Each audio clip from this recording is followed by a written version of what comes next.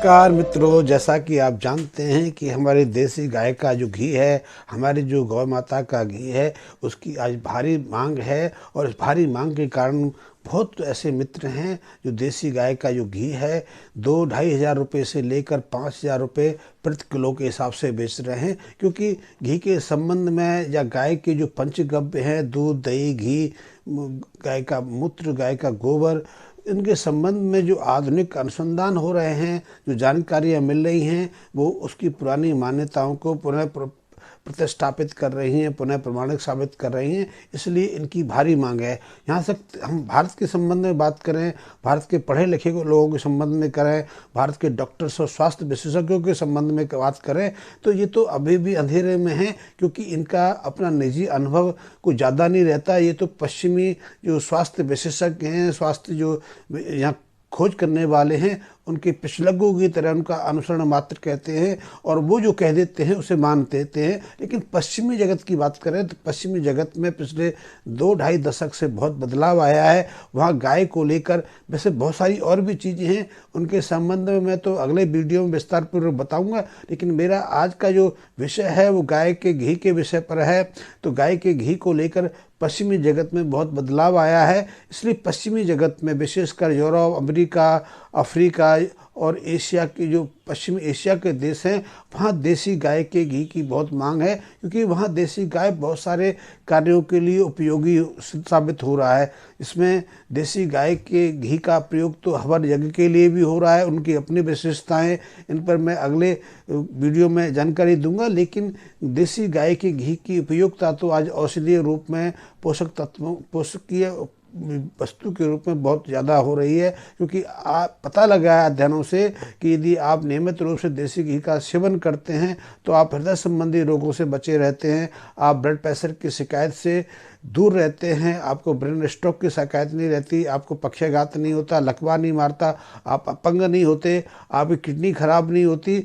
और देसी गाय का जो घी है वो आपकी जो लीवर में जाकर संचित नहीं होता, इसलिए लीवर इनलार्जमेंट की समस्या नहीं आती, लीवर की फैट डिपोजिशन की समस्या नहीं आती, आप मोटापेपन पर नियंत्रण रखते हैं।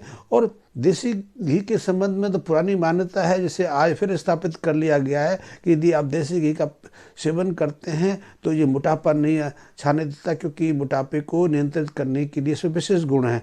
वैसे भी जो देसी गाय के गुण हैं उनमें इसे पचनीय माना गया है। और जो अभी तक पश्चिमी स्वास्थ्य विशेषज्ञों की जो मान्यता थी, जिसे हमारे डॉक्टर्स, हमारे स्वास्थ्य विशेषज्ञ अभी भी अनुसरण करते हैं, तो पश्चिमी जगत में ये भय पाला गया था कि यदि आप दूध पिएंगे, आप घी खाएंगे, आप मक्खन खाएंगे, आप दही का सेवन करेंगे तो आप मोटापे से पीड़ित हो जाएंगे, आप बीमारियों को आमंत्रित करेंगे। क्योंकि यदि घी का सेवन करते हैं तो आपको हृदय संबंधी विकार हो सकते हैं, आपकी जो है रक्त वाहिनियाँ हैं मोटी हो सकती हैं, उसमें रक्त संचार प्रभावित हो सकता है। इसके कारण आपका जो ब्लड प्रेशर है वो बढ़ सकता है और इसके बाद निरंतर आपको बीमारियों का सामना करना पड़ सकता है। लेकिन जो आधुनिक अनुसंधान कार्य हो रहे हैं उनसे पता चला है कि देसी गाय के घी में तो बहुत सारे औषधीय गुण हैं, जिनमें ये कैंसर से मुक्ति दिलाता है, कैंसर से दूर रखता है, बुद्धि को प्रवीण बनाता है, आपको अनुशासित कर रखता है, हृदय संबंधी व्याधियों से दूर रखता है।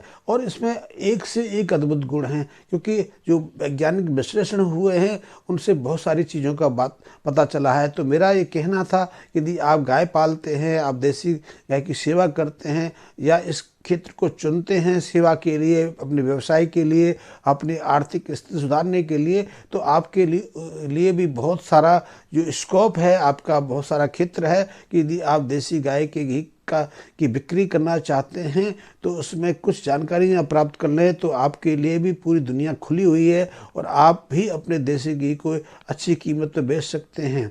और अच्छी कीमत पर बेच ही नहीं सकते, लोगों के स्वास्थ्य को सुधारने में मददगार साबित हो सकते हैं। और इसकी बहुत भारी मांग है। क्योंकि आप जानते हैं कि यदि एक कैंसर का मरीज किसी हॉस्पिटल में एडमिट है तो उसके प्रतिदिन के जो उपचार के खर्चे हैं 20-22 हज़ार से लेकर 40-50 हज़ार रुपये तक खर्चा आता है।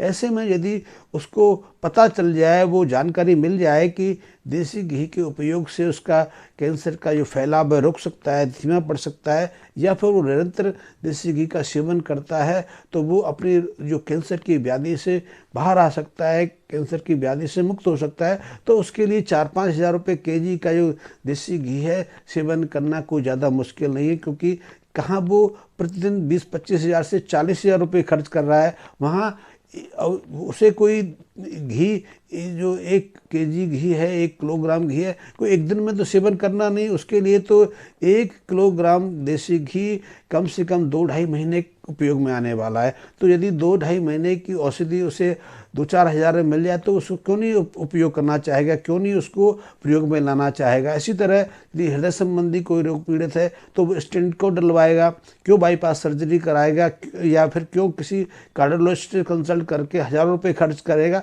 और उसमें कोई गारंटी नहीं कि वो स्टेंट डलवा के या बाईपास सर्जरी करा के या हार्ट का ट्रांसप्लांट करा के रोग मुक्त हो ही जाए। क्योंकि उससे जीवन तो बढ़ता नहीं। हाँ, कुछ समय के लिए आपको धैर्य हो जाता है, कुछ समय के लिए आपको विश्वास हो जाता है कि आप ठीक हो गए, क्योंकि हम अवलोकन करते नहीं हैं। आज आप इसका अध्ययन करके देख लो कि भारत में हर साल 5 से 7 लाख लोगों में स्टेंट डाले जाते हैं। तो उन आप देख अध्ययन कर लिए कि जिन लोग स्टेंट डलवाते हैं उन्हें दोबारा हृदय संबंधी व्याधि कितने दिन के बाद आती है, या कितने लोग उसमें पूरी तरह मुक्त हो जाते हैं। मुक्त होने वाले, पूरी तरह निरोगी रहने वाले तो लोगों की संख्या नाम मात्र को होगी, इन्हें आप गिन भी सकेंगे। लेकिन जो पुनः उन्हीं गंभीर समस्याओं का सामना करते हैं, उनमें तो अधिकांश समस्या है। ऐसे लोग यदि नियमित रूप से देसी घी का सेवन करें, देसी घी का प्रयोग करें, तो वो अपने रोग से मुक्ति पा सकते हैं, स्थायी रूप से रोगों से निजात भी पा सकते हैं, दीर्घ आयु का आनंद ले सकते हैं, अपने अधूरे जीवन के कार्यों को पूरा कर सकते हैं। तो देसी घी में बहुत गुण हैं, और ऐसे लोगों के लिए देसी घी किसी भी कीमत पर खरीद लेना कोई मुश्किल नहीं है। भारत में देसी घी कई जो हमारी गाय की नस्लें हैं उससे पैदा होता है। वैसे भारत में आज से 100-150 साल पहले करीब 100-125 गाय की किस्में होती थी, गाय की नस्ल होती थी, जिन्हें हम देसी गाय कहते हैं। वैसे इस पर कोई ज़्यादा बड़ा अध्ययन अनुसंधान नहीं हुआ है, क्योंकि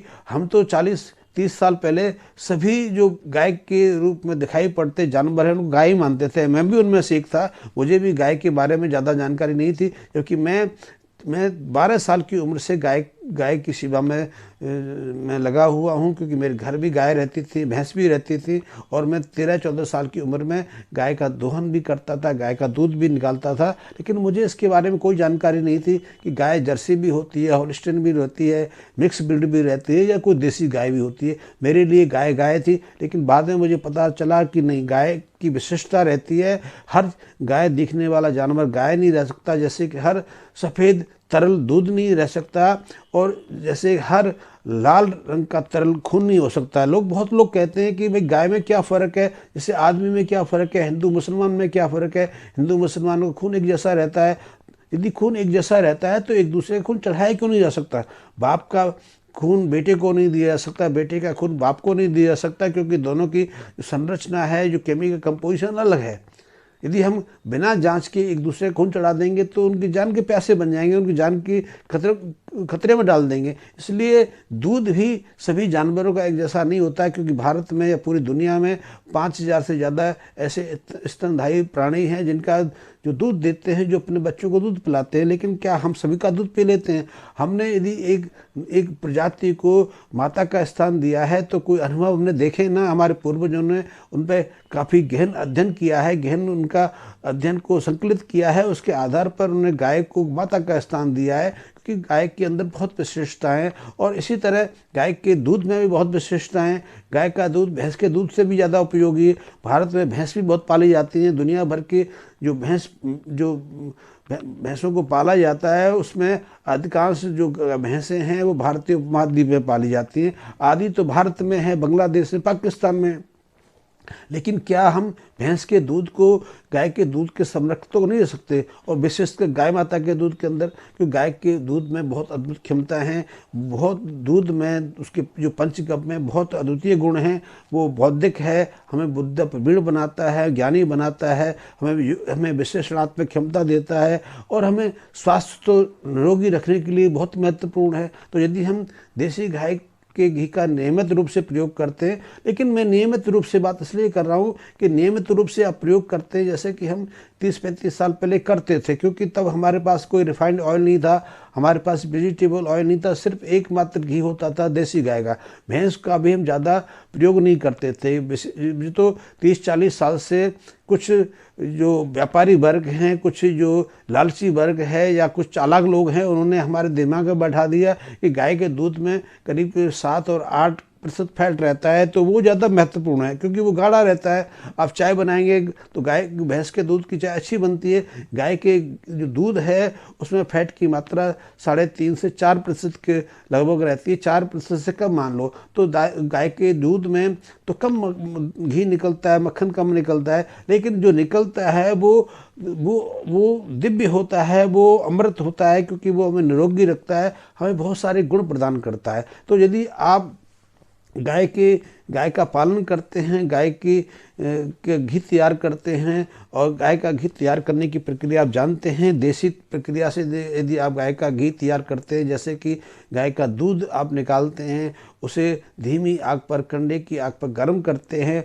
और फिर उसका दही जमाते हैं, फिर दही का बिलोना करते हैं, और बिलोने के बाद जो मक्खन आता है, मक्खन ही बहुत महत्वपूर्ण है। मक्खन तो 5,000 से लेकर 7,000 रुपये प्रति किलो के हिसाब से बेचता है, क्योंकि उसकी अपनी विशिष्टताएं, उसके बारे में अगले वीडियो में विस्तार पूर्वक बताऊंगा। लेकिन जो मक्खन को गर्म करके, मक्खन को आग पर रख कर आप घी निकालते हैं, उस घी की अपनी उपयोगिता है, और इसी को हम अपनी देसी गाय का घी कहते हैं, गौ माता का घी मानते हैं, और इसकी बहुत भारी उपयोगिता है, बहुत भारी महत्व है, इसके औषधि गुण बहुत अनुपम है। आप इस ऐसे घी का प्रयोग करते हैं, खुद भी प्रयोग करते हैं, तो आपके लिए बहुत महत्वपूर्ण है। लेकिन बहुत सारे ऐसे लोग हैं जो आज रोगग्रस्त हैं, जो भयंकर व्याधियों से पीड़ित हैं, वो आपके इस घी का उपयोग करना चाहते हैं। उनके लिए बहुत बड़ी बाजार आपके लिए उपलब्ध है, आप उन तक को अपने घी को पहुंचा सकते हैं और उसकी भरपूर कमाई भी कर सकते हैं, क्योंकि ऐसे लोग 2-4-5 हज़ार रुपये नहीं देखते, उनको फ़ायदा होना चाहिए, उनको लाभ मिलना चाहिए। यदि उनको थोड़ा भी लाभ इसके प्रयोग से होता है तो वो आपसे निरंतर इसका खरीद सकते हैं और आपको अच्छा लाभ भी दे सकते हैं, क्योंकि गाय के घी में बहुत गुण हैं। अभी आधुनिक अनुसंधानों से पता चला है कि गाय के घी में 5 फैटी एसिड ऐसे होते हैं जो एसेंशियल फैटी एसिड की कैटेगरी में आते हैं, यानी अति उपयोगी फैटी एसिड कहते हैं। यदि इनकी कमी हमारे शरीर में हो जाए, क्योंकि ये फैटी एसिड जो हैं वो किसी और चीज़ में उपलब्ध नहीं है, मात्र देसी घी में है या कुछ अन्य चीज़ों में हैं, वो बहुत सीमित हैं, उनका प्रयोग हम नहीं कर सकते।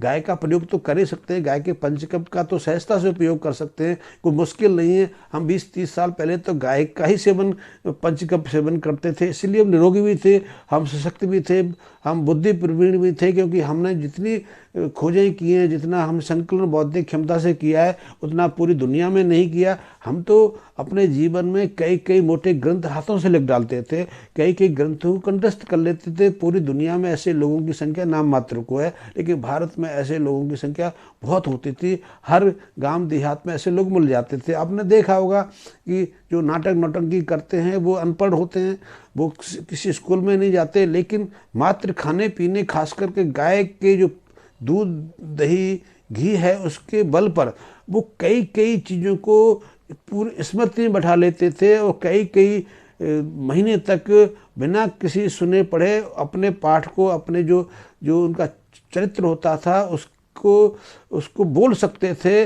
आपने बहुत बच्चों को देखा होगा जो कई ग्रंथों को रट लेते हैं। रामायण तो बहुत लोगों को रटी हुई है। तो ये सब उसी के कारण है, क्योंकि हमारे जो आहार में गाय के पंचगव्य का बहुत महत्व था। गाय का दूध, दही, घी हम बहुत सेवन करते थे। यदि आप भी गाय का घी प्रयोग करना चाहते हैं, स्वस्थ रखना चाहते हैं, तो आपके लिए बहुत महत्वपूर्ण है। गाय का घी तो आप सीधे दूध के साथ मिश्रित करके ले सकते हैं, खिचड़ी में डाल के ले सकते हैं। और हमारे यहाँ तो कहा गया है यदि भोजन में घी नहीं तो वो भोजन अशुद्ध है, वो निषेध है, उसका सेवन नहीं करना चाहिए। क्योंकि यदि आपके आहार में, आपके भोजन में घी का अंश नहीं है तो वो ना तो आपके लिए पचनीय है, ना उपयोगी बनने वाला है, वो आपके लिए रोगी बनने वाला है, आपको रोगी बनाने वाला है। तो आपके आहार में देसी घी का अंश अवश्य रहना चाहिए। देसी घी का अर्थ मेरा मात्र इतना है कि वो देसी गाय का होना चाहिए, हमारी गौ माता का होना चाहिए। और यदि आप इसको गौशाला को या अपनी गाय को सेवा में रखना चाहते हैं, सेवा करना चाहते हैं, तो उसके लिए खर्चा भी उठाना चाहते हैं, तो आप देसी गाय का घी बनाइए। उसकी बहुत मांग है, पूरी दुनिया में मांग है। आपको यदि उसको बेचने में मुश्किल आती है तो मेरे संपर्क करें, मैं उसके लिए रास्ता दिखाऊंगा। क्योंकि पूरी दुनिया में इसकी भारी मांग है। और औषधीय रूप से देखा जाए तो हजारों लोग हैं जिनको मांगने पर भी, ज़रूरत होने पर भी उनको शुद्ध देसी घी उपलब्ध नहीं हो पा रहा है। तो आप उन लोगों से संपर्क साध के अपना देसी घी उन तक पहुंचा सकते हैं। और देसी घी की बहुत बड़ी मार्केट है। देसी घी के बारे में तो बहुत सारी जानकारी हैं, मैं एक वीडियो में इतनी जानकारी आपको दे भी नहीं सकता। और ये जानकारियों में अगले वीडियो में देने की कोशिश करूँगा, आपके साथ शेयर करना चाहूँगा। आपको मेरा वीडियो पसंद आया तो आप मेरे को लाइक करें, सब्सक्राइब भी कर दें यदि आपने मेरे चैनल को अभी तक सब्सक्राइब नहीं किया है। और मेरे बेल आइकन को भी प्रेस कर दें ताकि मेरे हर वीडियो आप तक पहुंच सके। और आप यदि मेरे से जुड़ा रहना चाहते हैं, मेरे साथ यदि गाय के संबंध में काम करना चाहते हैं, भारत को स्वस्थ रखना चाहते हैं, क्योंकि मेरा मिशन है। यदि हमारा खान पीन सही रहेगा, हमारा आचरण सही रहेगा, हमारी जीवन शैली सही रहेगी तो हम निरोगी भी रह सकते हैं, स्वस्थ रह सकते हैं। कि स्वस्थ रहेंगे तो जीवन का आनंद कर पाएंगे और जीवन में बहुत कुछ प्राप्त कर पाएंगे। अन्यथा रोगी व्यक्ति के लिए तो कुछ भी महत्वपूर्ण नहीं रहता। उसके पास लाखों करोड़ों रुपए हों, कार हो, दुकान हो, मकान हो, प्रतिष्ठा हो, लेकिन रोगी व्यक्ति के लिए इनका कोई महत्व नहीं रहता। रोगी व्यक्ति के लिए स्वास्थ्य को, अपनी निरोगता को पाना महत्वपूर्ण होता है। तो आप यदि मेरे निरोगी जो समाज की स्थापना में सहयोगी बनना चाहते हैं, मेरे साथ काम करना चाहते हैं, तो मेरे से जुड़ सकते हैं। और मेरा वीडियो पसंद आया तो उसको लाइक भी अवश्य करें। धन्यवाद।